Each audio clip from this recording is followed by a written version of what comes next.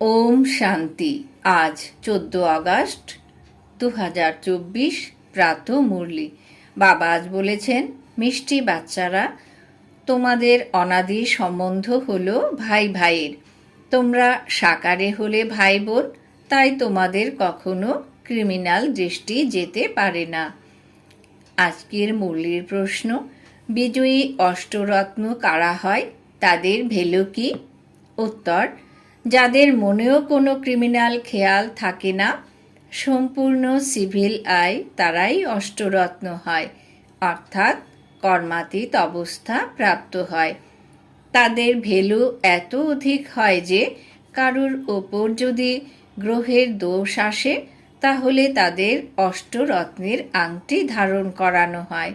মনে করা হয় এতে গ্রহের দোষ মুক্ত হবে। অষ্টরত্ন যারা হয় তারা দূরদর্শী বুদ্ধি হওয়ার কারণে নিরন্তর ভাই ভাইয়ের স্মৃতিতে থাকে। ওম শান্তি। আত্মারূপী বাচ্চারা জানে ওদের নাম কি? ব্রাহ্মণ। ব্রহ্মাকুমার আর ব্রহ্মাকুমারী অনেকই আছে। এতে সিদ্ধ হয় যে এরা অ্যাডাপ্টেড চিলড্রেন, কেননা এরা একই বাবার বাচ্চা। তাহলে অবশ্যই এরা অ্যাডাপ্টেড। তোমরা ব্রহ্মাকুমার কুমারীরাই হলে অ্যাডাপ্টেড চিলড্রেন। অনেক চিলড্রেন আছে, এক হয় প্রজাপিতা ব্রহ্মার আর এক হয় পরমপিতা পরমাত্মা শিবের। তাই অবশ্যই তাদের মধ্যে কানেকশন আছে, কেননা ওনার হলো আত্মারূপী বাচ্চা আর এনার হলো দেহধারী বাচ্চা। যদি সবাই ওই একের সন্তান হয় তাহলে সকলেই যেন ভাই ভাই। প্রজাপিতা ব্রহ্মার সন্তানরা সাকার ভাই বোন হয়ে যায়। ভাই বোনের ক্রিমিনাল সম্বন্ধ কখনোই হয় না। তোমাদের জন্য তো এমন আওয়াজ ওঠে যে এরা সবাইকে ভাই বোন বানিয়ে দেয়, কারণ যাতে শুদ্ধ সম্বন্ধ থাকে, ক্রিমিনাল দৃষ্টি না হয়। কেবল এই জন্মের জন্যে এমন দৃষ্টি তৈরি হলে তখন ভবিষ্যতে কখনোই ক্রিমিনাল দৃষ্টি তৈরি হবে না। এমন নয় যে ওখানে ভাই বোন মনে করে, ওখানে তো যেমন মহারাজা মহারানী হয় তেমনই থাকে। বাচ্চারা, তোমরা এখন জানো যে আমরা পুরুষোত্তম সঙ্গম যুগে আছি আর আমরা সবাই ভাই বোন। প্রজাপিতা ব্রহ্মা নাম তো আছে, তাই না? প্রজাপিতা ব্রহ্মা কবে ছিলেন এ কথা দুনিয়ার কেউ জানে না। তোমরা এখানে বসে আছো, তোমরা জানো যে আমরা পুরুষোত্তম সঙ্গম যুগী বিকে। এখন একে ধর্ম বলা হবে না, এখন এ কুলের স্থাপনা হচ্ছে। তোমরা হলে ব্রাহ্মণ কুলের। তোমরা বলতে পারো যে আমরা ব্রহ্মাকুমার কুমারীরা অবশ্যই প্রজাপিতা ব্রহ্মার সন্তান। এ তো নূতন কথা, তাই না? তোমরা বলতে পারো যে আমরা হলাম বিকে। এমনিতে তো বাস্তবে আমরা সবাই ব্রাদার্স, এক বাবার বাচ্চা। তার জন্য অ্যাডাপ্টেড বলা হবে না। আমরা আত্মারা তার সন্তান, তাই অনাদি। ওই পরমপিতা পরমাত্মা সুপ্রিম সোল, আর কাউকেই সুপ্রিম অক্ষর বলা যাবে না। সুপ্রিম বলা হয় সম্পূর্ণ পবিত্রকে। এমন বলা যাবে না যে সকলের মধ্যেই পিউরিটি আছে। পিউরিটি মানুষ শেখে এই সঙ্গম যুগে। তোমরা তো পুরুষোত্তম সঙ্গম যুগের নিবাসী। যেমন কলিযুগের নিবাসী সত্যযুগের নিবাসী বলা হয়। সত্যযুগ কলিযুগকে তো অনেকেই জানে। যদি বুদ্ধি দূরদর্শী হয় তাহলে বুঝতে পারবে কলিযুগ আর সত্যযুগের মাঝের সময়কে বলা হয় সঙ্গম যুগ। শাস্ত্রে তাকে যুগে যুগে বলে দিয়েছে। বাবা বলেন, আমি যুগে যুগে আসি না। তোমাদের বুদ্ধিতে এই কথা থাকা উচিত যে আমরা পুরুষোত্তম সঙ্গম যুগে ব্রহ্মাকুমার ব্রহ্মাকুমারী। আমরা না সত্যযুগে আছি আর না কলিযুগে রয়েছি। সঙ্গমের পরে অবশ্যই সত্যযুগ আসবে। তোমরা এখন সত্যযুগে যাওয়ার জন্য পুরুষার্থ করছো। ওখানে পবিত্রতা ব্যতীত কেউ যেতে পারে না। এই সময় তোমরা পবিত্র হওয়ার জন্য পুরুষার্থী হয়েছ। সবাই তো আর পবিত্র নয়, কেউ কেউ আবার পতিত হয়, চলতে চলতে পড়ে যায়, তারপর লুকিয়ে এসে অমৃত পান করে। বাস্তবে যারা অমৃত ত্যাগ করে বিষ পান করে তাদের কিছু সময় আসতে দেওয়া হতো না, কিন্তু এমন গায়নও আছে, যখন অমৃত ভাগ করে দেওয়া হয়েছিল তখন বিকারী অসুর লুকিয়ে এসে বসে পড়ত। বলা হয় যে ইন্দ্র সভাতে এমন অপবিত্র এসে বসলে অভিশাপ লেগে যায়। একটি কাহিনীও বলা হয় যে এক পরী এক বিকারীকে নিয়ে এসেছিল, তারপর তার কি অবস্থা হয়েছিল। বিকারী তো অবশ্যই পতিত হবে, এ হলো বোঝার মতো কথা। বিকারী ওপরে উঠতে পারবে না, বলা হয় সে পাথর হয়ে গিয়েছিল। এখন এমন নয় যে মানুষ পাথর বা ঝাড় হয়ে যায়, পাথরের মতো বুদ্ধির হয়ে যায়। এখানে আসে পরশ পাথর তুল্য বুদ্ধির হওয়ার জন্য, কিন্তু লুকিয়ে বিষ পান করে, ফলে সিদ্ধ হয় যে পাথর বুদ্ধিরই থাকবে। এ কথা এখানে সামনে বসে বোঝানো হয়।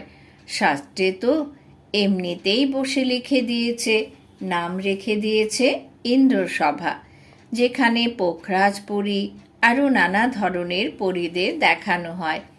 রত্নের মধ্যেও তো নম্বরের ক্রমানুসার থাকে, তাই না? কোনোটা খুব ভালো রত্ন, আবার কোনোটা কম, কোনোটার ভ্যালু কম, আবার কোনোটার অনেক বেশি। নবরত্নের আংটিও অনেকেই তৈরি করে, অ্যাডভার্টাইজ করে, নাম তো রত্নই, এখানেই তো বসে আছে, তাই না? কিন্তু এদের মধ্যেও তো বলা হবে এ হলো হীরা, এ পান্না, এ মানিক। পোখরাজও বসে আছে, এ রাত দিনের তফাত, এদের ভেলুর মধ্যেও অনেক তফাত হয়ে যায়। এভাবেই আবার ফুলের তুলনাও করা হয়, ফুলের মধ্যেও ভ্যারাইটি আছে। বাচ্চারা জানে যে কোন কোন ফুল আছে। ব্রাহ্মণীরা পান্ডা হয়ে নিয়ে আসে, তারা খুব ভালো ফুল হয়। কোনো কোনো স্টুডেন্ট তো বোঝানোর জন্য খুব ভালো তীক্ষ্ণ হয়। বাবা ব্রাহ্মণীদের ফুল না দিয়ে ওদের দেবেন। যারা শেখায় তাদের থেকে এদের মধ্যে খুব সুন্দর গুণ থাকে, কোনো বিকার থাকে না। কারোর মধ্যে অবগুণ থাকে, ক্রোধের ভূত, লোভের ভূত। তাই বাবা জানেন যে এ হলো ফেভারিট পান্ডা, অর্থাৎ মন পছন্দ পান্ডা। এ হলো সেকেন্ড নম্বরে। কোনো কোনো পান্ডা এত ফেভারিট হয় না, যত জিজ্ঞাসু তাদের নিয়ে আসে তারা ফেভারিট হয়। এমনও বলা হয় যে যে শেখায় সে মায়ার ফিরে এসে বিকারে চলে যায়। এ যেন এমন যে অনেককে পাক থেকে বের করে আবার নিজেই পাকে আটকে মরে যায়। মায়া খুবই জোরদার।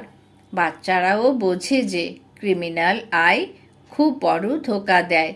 যতক্ষণ ক্রিমিনাল আই আছে, ভাই বোনের ডাইরেকশন পেয়েছ, তাও চলতে পারবে না। সিভিল আই পরিবর্তন হয়ে ক্রিমিনাল আই হয়ে যায়।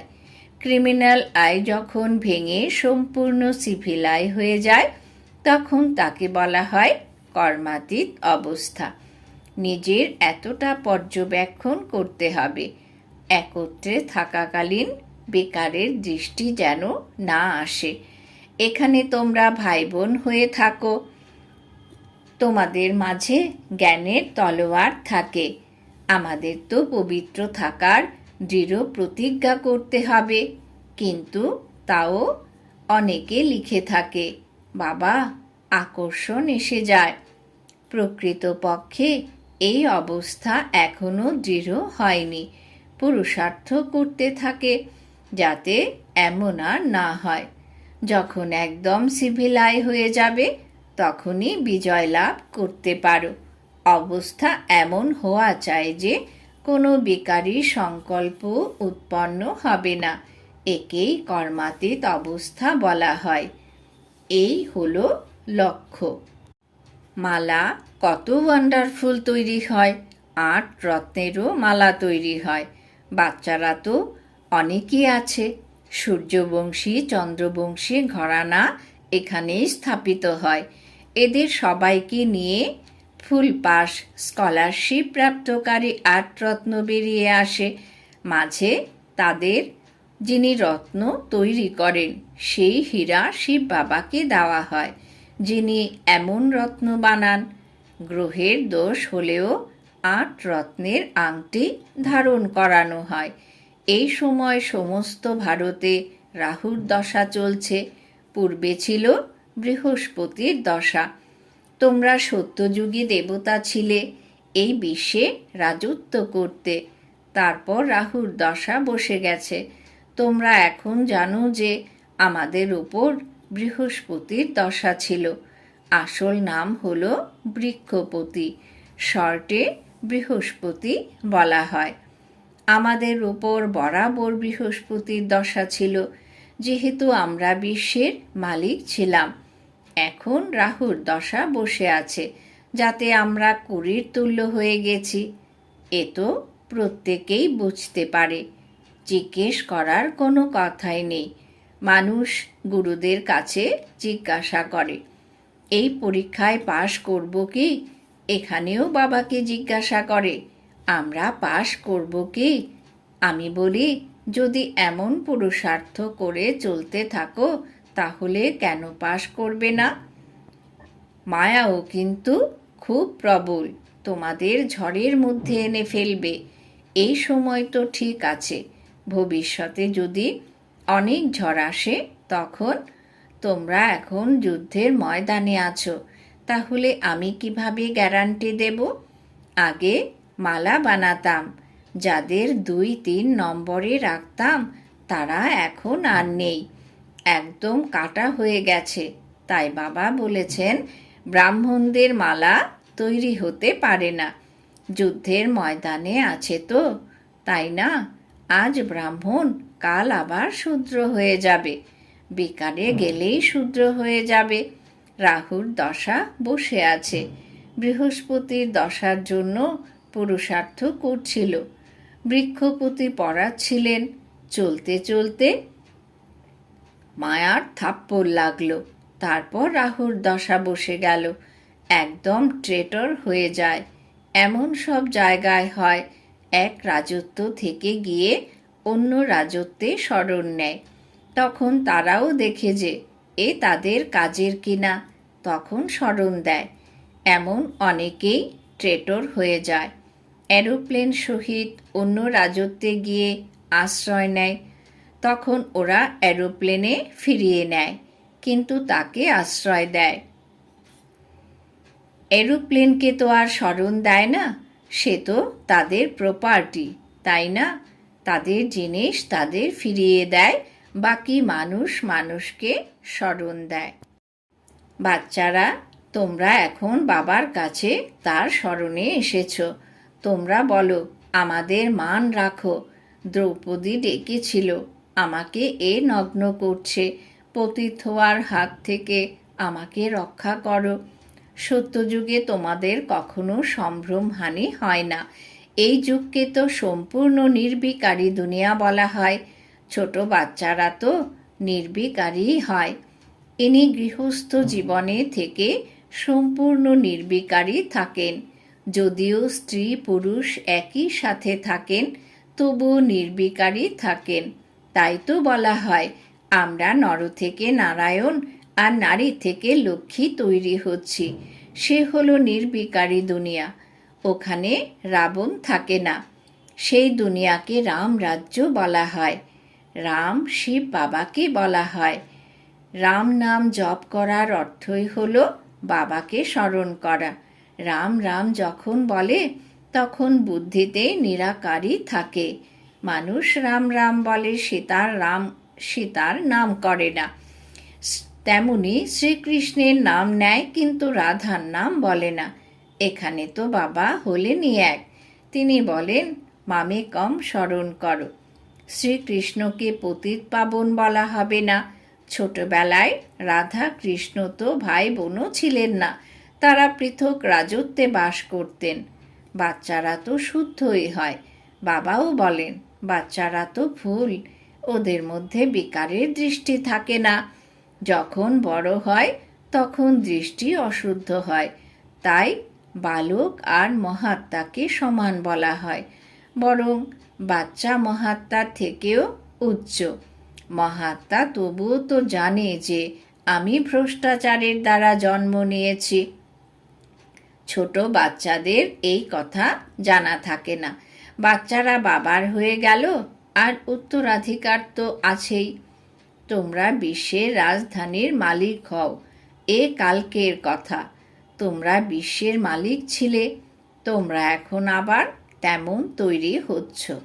তোমাদের এত প্রাপ্তি হয়, তাই স্ত্রী পুরুষ ভাই বোন হয়ে যদি পবিত্র থাকে, এ আর কি বড় কথা। কিছু তো পরিশ্রমও করা চাই, তাই না? হ্যাঁ, পুরুষার্থের নম্বর অনুসারে তোমরা এখন বৃহস্পতির দশাতে যাও। স্বর্গে তো যাই, কিন্তু পড়ার দ্বারা কেউ উচ্চ পদ প্রাপ্ত করে, কেউ মধ্যম, কেউ ফুল তৈরি হয়, কেউ আবার অন্য কিছু তৈরি হয়। এ তো বাগিচা, তাই না? তখন পদও তেমনই প্রাপ্ত করবে। এমন ফুল হওয়ার জন্য তোমাদের খুব পুরুষার্থ করতে হবে। তাই বাবা ফুল নিয়ে আসেন বাচ্চাদের দেখানোর জন্য। বাগিচাতে তো অনেক প্রকারের ফুল হয়। সত্যযুগ হলো ফুলের বাগিচা, আর এ হলো কাঁটার জঙ্গল। তোমরা এখন কাঁটা থেকে ফুল তৈরি হওয়ার জন্য পুরুষার্থ করছো। একে অপরকে কাটার আঘাত করার থেকে বাঁচার পুরুষার্থ করছো। যে যত পুরুষার্থ করবে তত জিততে পারবে। মূল বিষয় হলো কামকে জয় করা। কামকে জয় করলে তোমরা জগৎজিৎ হতে পারবে। এ তো বাচ্চাদের উপর নির্ভর করছে। জোয়ানদের খুব পরিশ্রম করতে হয়, বৃদ্ধদের কম। বানপ্রস্থী যারা, তাদের আরও কম, বাচ্চাদের অনেক কম। তোমরা জানো যে আমরা এই বিশ্বের বাদশাহীর প্রপার্টি প্রাপ্ত করি। তার জন্য এক জন্ম যদি পবিত্র থাকি, তাহলে কি ক্ষতি? ওদের বলা হয় বাল ব্রহ্মচারী। তারা অন্ত পর্যন্ত পবিত্র থাকে। যারা পবিত্র হয়েছে, বাবার প্রতি তাদের আকর্ষণ থাকে। বাচ্চারা যদি ছোটবেলা থেকেই জ্ঞান প্রাপ্ত করতে পারে, তাহলে তারা রক্ষা পেতে পারে। ছোট বাচ্চারা অবোধ হয়, কিন্তু বাইরে গেলে স্কুল ইত্যাদিতে সঙ্গের রং লেগে যায়। সুসঙ্গ উদ্ধার করে আর কুসঙ্গ নাশ করে। বাবা বলেন, আমি তোমাদের পাড়ি নিয়ে যাই শিবালয়ে। সত্যযুগ হলো সম্পূর্ণ নতুন দুনিয়া। সেখানে খুব অল্প মনুষ্য থাকে, তারপরে বৃদ্ধি পেতে থাকে। ওখানে তো খুব অল্প সংখ্যক দেবতারা থাকে। তাই তোমাদের নতুন দুনিয়াতে যাওয়ার পুরুষার্থ করতে হবে। আচ্ছা, মিষ্টি মিষ্টি হারানিধি বাচ্চাদের প্রতি মাতা পিতা বাপদাদার স্মরণের স্নেহ সুমন আর সুপ্রভাত। আত্মাদের পিতা তার আত্মারূপী বাচ্চাদেরকে জানাচ্ছেন নমস্কার। আমরা আত্মারূপী বাচ্চারা আমাদের মাতা পিতা বাপদাদাকে জানাই স্মরণের স্নেহ সুমন, সুপ্রভাত, নমস্কার। ধারণার জন্যে মুখ্য সার। 1 নম্বর, বাবার মন পছন্দ হওয়ার জন্য গুণবান হতে হবে। ভালো ভালো গুণ ধারণ করে ফুল হতে হবে। অপগুণ দূর করতে হবে। কাউকেও কাঁটাবিদ্ধ করো না।